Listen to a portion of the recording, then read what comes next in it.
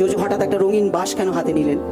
But এটা একটা percussion instrument, এটার নাম রেন স্টিক, আর এটার খুব মিষ্টি একটা আওয়াজ যেটা আমার মনে হয় এই গানটাকে আরো এনরিচ করে। So here we go.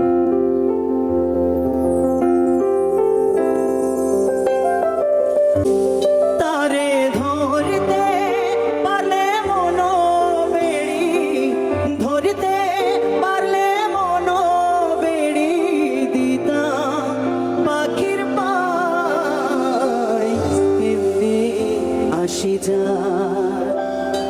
খাঁচার ভিতর আছি পাখি কেমনে